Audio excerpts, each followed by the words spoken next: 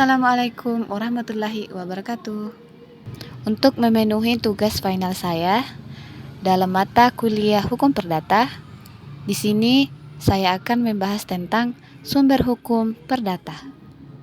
Hukum perdata adalah cabang hukum yang mengatur hubungan antara individu atau badan hukum dalam masyarakat terkait dengan hak dan kewajiban mereka. Beberapa bagian penting dalam hukum perdata.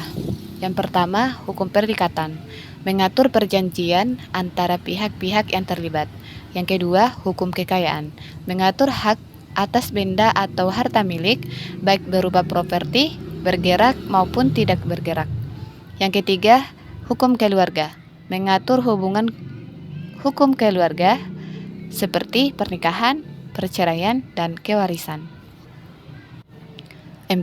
Hukum waris, mengatur pembagian harta setelah seseorang meninggal dunia. Hukum perdata bertujuan untuk memberikan perlindungan terhadap hak-hak individu dalam menjalani kehidupan masyarakat. Berikut adalah beberapa sumber utama hukum perdata.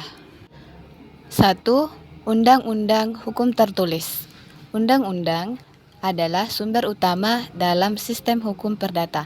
Di Indonesia, sumber hukum tertulis utama dalam hukum perdata adalah Kitab Undang-Undang Hukum Perdata KUHP Perdata, yang juga dikenal sebagai Nurgejlik Witbook, yang mengatur berbagai aspek hukum perdata seperti perikatan, harta, kekayaan, dan warisan. 2. Peraturan pemerintah dan peraturan pelaksana lainnya. Selain undang-undang, ada pula peraturan pemerintah dan peraturan pelaksana yang dibuat untuk menjelaskan dan melaksanakan ketentuan undang-undang perdata yang lebih rinci.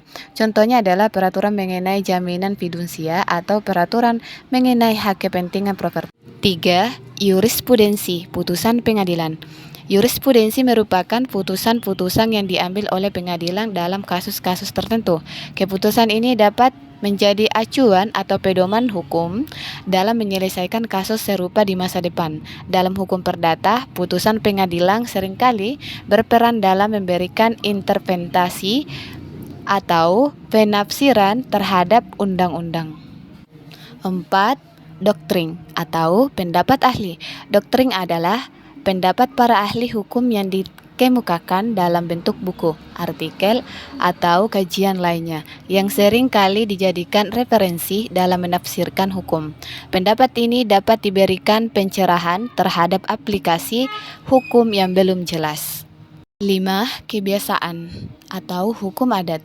Kebiasaan atau hukum adat adalah praktik yang berkembang dalam masyarakat yang diikuti oleh banyak orang dalam kehidupan sehari-hari.